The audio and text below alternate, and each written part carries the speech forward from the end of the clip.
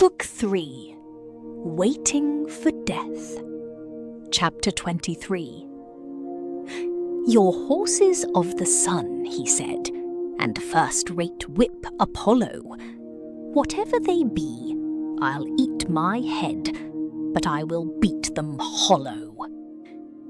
Fred Vincey, we have seen, had a debt on his mind, and though no such immaterial burthen could depress that buoyant-hearted young gentleman for many hours together, there were circumstances connected with this debt which made the thought of it unusually importunate. The creditor was Mr. Bambridge, a horse-dealer of the neighbourhood, whose company was much sought in Middlemarch by young men understood to be addicted to pleasure. During the vacations, Fred had naturally required more amusements than he had ready money for, and Mr. Bambridge had been accommodating enough not only to trust him for the hire of horses and the accidental expense of ruining a fine hunter, but also to make a small advance by which he might be able to meet some losses at billiards. The total debt was £160. Bambridge was in no alarm about his money, being sure that young Vincey had backers, but he had required something to show for it, and Fred had at first given a bill with his own signature. 3 months later, he had renewed this bill with the signature of Caleb Garth. On both occasions, Fred had felt confident that he should meet the bill himself, having ample funds at disposal in his own hopefulness. You will hardly demand that his confidence should have a basis in external facts.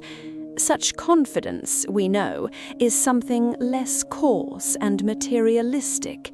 It is a comfortable disposition leading us to expect that the wisdom of Providence, or the folly of our friends, the mysteries of luck, or the still greater mystery of our high individual value in the universe, will bring about agreeable issues, such as are consistent with our good taste in costume and our general preference for the best style of thing. Fred felt sure that he should have a present from his uncle, that he should have a run of luck, that by dint of swapping he should gradually metamorphose a horse worth £40 into a horse that would fetch 100 at any moment, judgment being always equivalent to an unspecified sum in hard cash. And in any case, even supposing negations that only a morbid distrust could imagine, Fred had always, at that time, his father's pocket as a last resort, so that his assets of hopefulness had a sort of gorgeous superfluity about them. Of what might be the capacity of his father's pocket, Fred had only a vague notion. Was not trade elastic, and would not the deficiencies of one year be made up for by the surplus of another?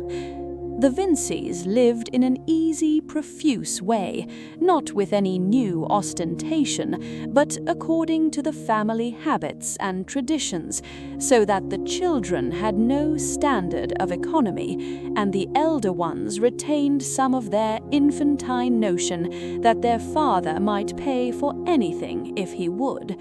Mr. Vincey himself had expensive Middlemarch habits, spent money on coursing, on his cellar, and on dinner-giving, while Mamma had those running accounts with tradespeople, which give a cheerful sense of getting everything one wants without any question of payment.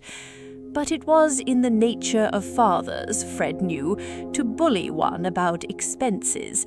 There was always a little storm over his extravagance if he had to disclose a debt, and Fred disliked bad weather within doors. He was too filial to be disrespectful to his father, and he bore the thunder with the certainty that it was transient. But in the meantime it was disagreeable to see his mother cry, and also to be obliged to look sulky instead of having fun. for Fred was so good-tempered that if he looked glum under scolding, it was chiefly for propriety's sake. The easier course, plainly, was to renew the bill with a friend's signature. Why not? With the superfluous securities of hope at his command, there was no reason why he should not have increased other people's liabilities to any extent, but for the fact that men whose names were good for anything were usually pessimists, indisposed to believe that the universal order of things would necessarily be agreeable to an agreeable young gentleman. With a favour to ask, we review our list of friends, do justice to their more amiable qualities, forgive their little offences, and concerning each in turn try to arrive at the conclusion that he will be eager to oblige us, our own eagerness to be obliged being as communicable as other warmth. Still, there is always a certain number who are dismissed as but moderately eager until the others have refused, and it happened that Fred checked off all his friends but one, on the ground that applying to them would be disagreeable, being implicitly convinced that he, at least, whatever might be maintained about mankind generally, had a right to be free from anything disagreeable. That he should ever fall into a thoroughly unpleasant position, wear trousers shrunk with washing, eat cold mutton, have to walk for want of a horse, or to duck under in any sort of way, was an absurdity irreconcilable with those cheerful intuitions implanted in him by nature.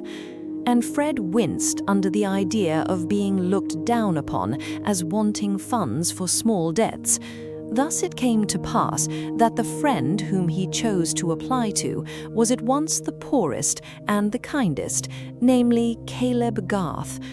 The Garths were very fond of Fred, as he was of them, for when he and Rosamond were little ones, and the Garths were better off, the slight connection between the two families through Mr. Featherstone's double marriage, the first to Mr. Garth's sister, and the second to Mrs. Vincey's, had led to an acquaintance which was carried on between the children rather than the parents. The children drank tea together out of their toy teacups and spent whole days together in play. Mary was a little hoyden, and Fred, at 6 years old, thought her the nicest girl in the world, making her his wife with a brass ring which he had cut from an umbrella. Through all the stages of his education, he had kept his affection for the Garths and his habit of going to their house as a second home, though any intercourse between them and the elders of his family had long ceased. Even when Mr. Garth was prosperous, the Vinceys were on condescending terms with him and his wife, for there were nice distinctions of rank in Middlemarch, and though old manufacturers could not, any more than dukes, be connected with none but equals, they were conscious of an inherent social superiority, which was defined with great nicety in practice, though hardly expressible theoretically. Since then, Mr. Garth had failed in the building business, which he had unfortunately added to his other avocations of surveyor, valuer, and agent, had conducted that business for a time entirely for the benefit of his assignees, and had been living narrowly, exerting himself to the utmost that he might after all pay 20 shillings in the pound. He had now achieved this, and from all who did not think it a bad precedent, his honourable exertions had won him due esteem, but in no part of the world is genteel visiting founded on esteem, in the absence of suitable furniture and complete dinner service. Mrs. Vincey had never been at her ease with Mrs. Garth, and frequently spoke of her as a woman who had had to work for her bread, meaning that Mrs. Garth had been a teacher before her marriage, in which case an intimacy with Lindley Murray and Mangnall's questions was something like a draper's discrimination of calico trademarks or a courier's acquaintance with foreign countries. No woman who was better off needed that sort of thing. And since Mary had been keeping Mr. Featherstone's house, Mrs. Vincey's want of liking for the Garths had been converted into something more positive by alarm lest Fred should engage himself to this plain girl, whose parents lived in such a small way. Fred, being aware of this, never spoke at home of his visits to Mrs. Garth, which had of late become more frequent, the increasing ardour of his affection for Mary inclining him the more towards those who belonged to her. Mr. Garth had a small office in the town, and to this Fred went with his request.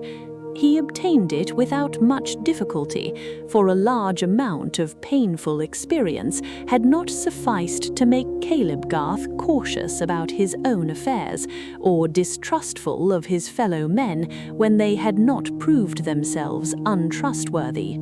And he had the highest opinion of Fred, was sure the lad would turn out well, an open, affectionate fellow with a good bottom to his character. You might trust him for anything. Such was Caleb's psychological argument. He was one of those rare men who are rigid to themselves and indulgent to others. He had a certain shame about his neighbours' errors, and never spoke of them willingly. Hence he was not likely to divert his mind from the best mode of hardening timber and other ingenious devices in order to preconceive those errors. If he had to blame anyone, it was necessary for him to move all the papers within his reach, or describe various diagrams with his stick, or make calculations with the odd money in his pocket before he could begin, and he would rather do other men's work than find fault with their doing. I fear he was a bad disciplinarian.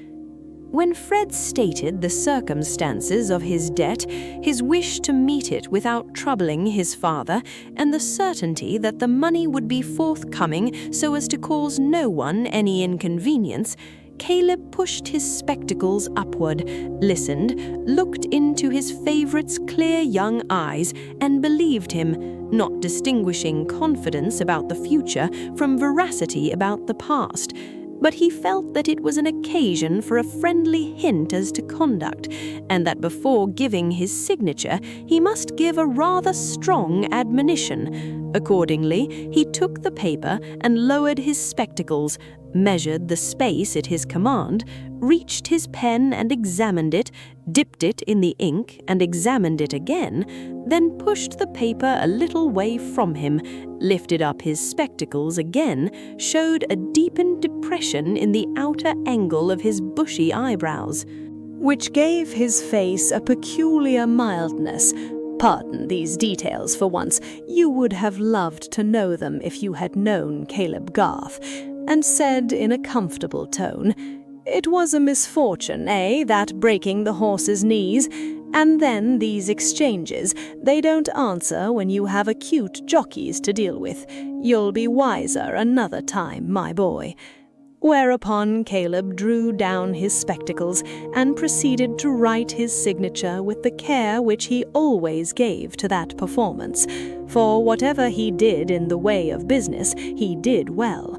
He contemplated the large, well-proportioned letters and final flourish, with his head a trifle on one side for an instant, then handed it to Fred, said good-bye, and returned forthwith to his absorption in a plan for Sir James Chetham's new farm buildings, either because his interest in this work thrust the incident of the signature from his memory, or for some reason of which Caleb was more conscious.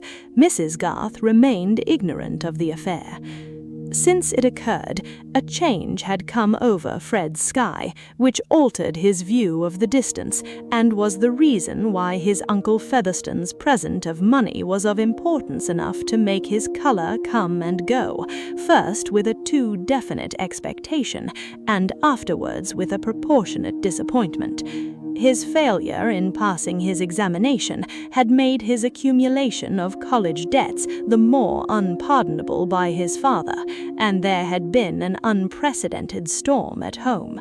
Mr. Vincey had sworn that if he had anything more of that sort to put up with, Fred should turn out and get his living how he could. And he had never yet quite recovered his good-humoured tone to his son, who had especially enraged him by saying at this stage of things that he did not want to be a clergyman and would rather not go on with that. Fred was conscious that he would have been yet more severely dealt with if his family as well as himself had not secretly regarded him as Mr. Featherstone's heir. That old gentleman's pride in him and apparent fondness for him serving in the stead of more exemplary conduct, just as when a youthful nobleman steals jewellery we call the act kleptomania, speak of it with a philosophical smile, and never think of his being sent to the House of Correction as if he were a ragged boy who had stolen turnips. In fact, tacit expectations of what would be done for him by Uncle Featherstone determined the angle at which most people viewed Fred Vincey in Middlemarch, and in his own consciousness what Uncle Featherstone would do for him in an emergency, or what he would do simply as an incorporated luck, formed always an immeasurable depth of aerial perspective. But that present of banknotes once made was measurable, and being applied to the amount of the debt showed a deficit which had still to be filled up either by Fred's judgment or by luck in some other shape. For that little episode of the alleged borrowing, in which he had made his father the agent in getting the Bulstrode certificate, was a new reason against going to his father for money towards meeting his actual debt. Fred was keen enough to foresee that anger would confuse distinctions, and that his denial of having borrowed expressly on the strength of his uncle's will would be taken as a falsehood. He had gone to his father and told him one vexatious affair, and he had left another untold. In such cases, the complete revelation always produces the impression of a previous duplicity. Now Fred piqued himself on keeping clear of lies and even fibs. He often shrugged his shoulders and made a significant grimace at what he called Rosamond's fibs. It is only brothers who can associate such ideas with a lovely girl. And rather than incur the accusation of falsehood, he would even incur some trouble and self-restraint. It was under strong inward pressure of this kind that Fred had taken the wise step of depositing the £80 with his mother. It was a pity that he had not at once given them to Mr. Garth, but he meant to make the sum complete with another 60, and with a view to this, he had kept £20 in his own pocket as a sort of seed corn, which, planted by judgment and watered by luck, might yield more than threefold, a very poor rate of multiplication when the field is a young gentleman's infinite soul, with all the numerals at command. Fred was not a gambler. He had not that specific disease in which the suspension of the whole nervous energy on a chance or risk becomes as necessary as the dram to the drunkard. He had only the tendency to that diffusive form of gambling, which has no alcoholic intensity, but is carried on with the healthiest child-fed blood, keeping up a joyous imaginative activity that fashions events according to desire, and having no fears about its own weather, only sees the advantage there must be to others in going aboard with it.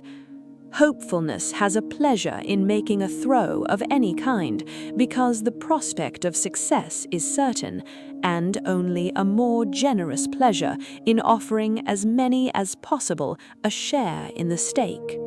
Fred liked play, especially billiards, as he liked hunting or riding a steeplechase, and he only liked it the better because he wanted money and hoped to win.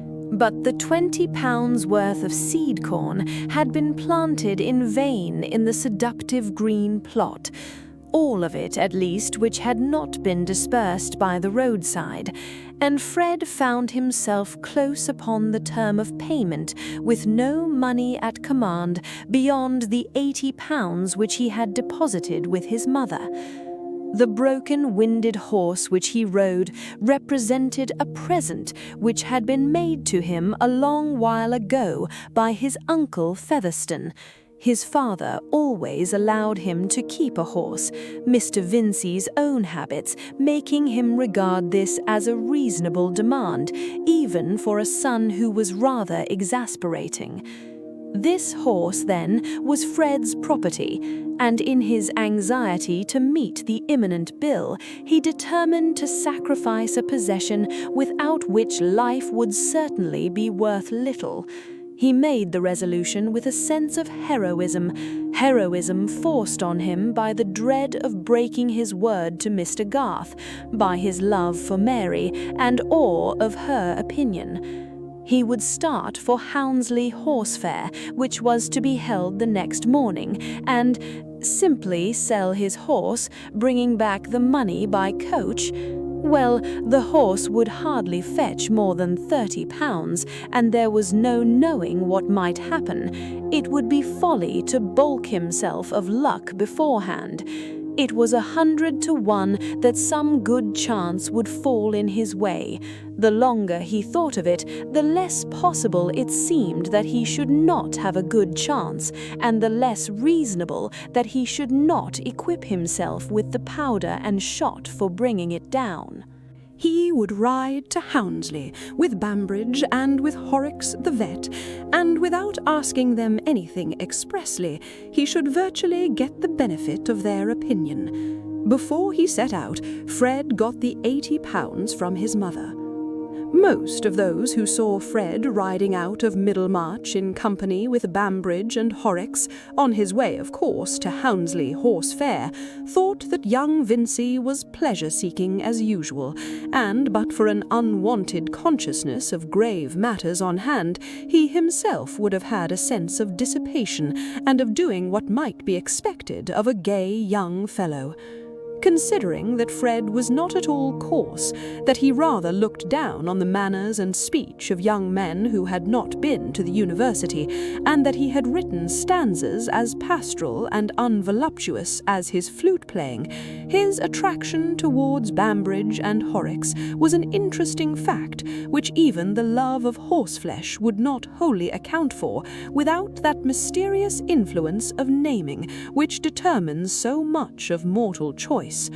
Under any other name than pleasure, the society of Messieurs Bambridge and Horrocks must certainly have been regarded as monotonous, and to arrive with them at Houndsley on a drizzling afternoon, to get down at the Red Lion in a street shaded with coal dust, and dine in a room furnished with a dirt-enamelled map of the county, a bad portrait of an anonymous horse in a stable, His Majesty George IV with legs and cravat, and various leaden spittoons, might have seemed a hard business but for the sustaining power of nomenclature which determined that the pursuit of these things was gay. In Mr. Horrocks, there was certainly an apparent unfathomableness which offered play to the imagination.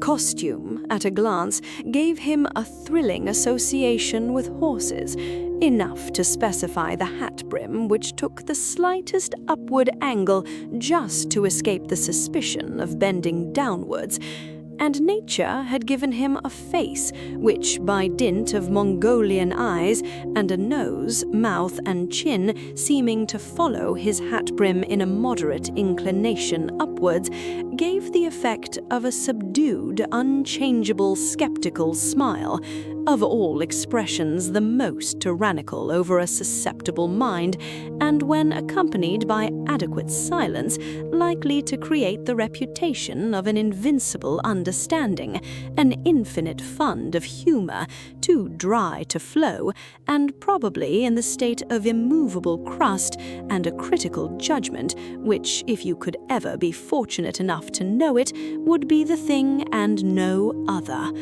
It is a physiognomy seen in all vocations, but perhaps it has never been more powerful over the youth of England than in a judge of horses. Mr. Horrocks, at a question from Fred about his horse's fetlock, turned sideways in his saddle and watched the horse's action for the space of 3 minutes, then turned forward, twitched his own bridle, and remained silent with a profile neither more nor less sceptical than it had been. The part thus played in dialogue by Mr. Horrocks was terribly effective. A mixture of passions was excited in Fred, a mad desire to thrash Horrocks's opinion into utterance, restrained by anxiety to retain the advantage of his friendship. There was always the chance that Horrocks might say something quite invaluable at the right moment. Mr. Bainbridge had more open manners and appeared to give forth his ideas without economy. He was loud, robust, and was sometimes spoken of as being given to indulgence, chiefly in swearing, drinking, and beating his wife. Some people who had lost by him called him a vicious man, but he regarded horse-stealing as the finest of the arts, and might have argued plausibly that it had nothing to do with morality. He was undeniably a prosperous man, bore his drinking better than others bore their moderation, and on the whole flourished like the green bay tree. But his range of conversation was limited, and like the fine old tune, Drops of Brandy, gave you after a while a sense of returning upon itself in a way that might make weak heads dizzy. But a slight infusion of Mr. Bainbridge was felt to give tone and character to several circles in Middlemarch, and he was a distinguished figure in the bar and billiard room at the Green Dragon.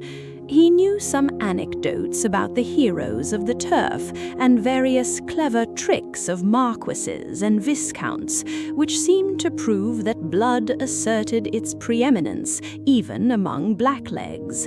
But the minute retentiveness of his memory was chiefly shown about the horses he had himself bought and sold, the number of miles they would trot you in no time without turning a hair being, after the lapse of years, still a subject of passionate asseveration, in which he would assist the imagination of his hearers by solemnly swearing that they never saw anything like it.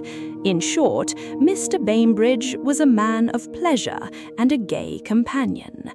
Fred was subtle, and did not tell his friends that he was going to Houndsley bent on selling his horse. He wished to get indirectly at their genuine opinion of its value, not being aware that a genuine opinion was the last thing likely to be extracted from such eminent critics.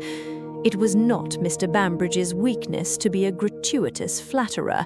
He had never before been so much struck with the fact that this unfortunate bay was a roarer to a degree which required the roundest word for perdition to give you any idea of it. You made a bad hand at swapping when you went to anybody but me, Vincey. Why, you never threw your leg across a finer horse than that chestnut, and you gave him for this brute. If you set him cantering, he goes on like 20 sawyers. I never heard but one worse roarer in my life, and that was a roan. It belonged to Pegwell, the corn factor. He used to drive him in his gig 7 years ago, and he wanted me to take him.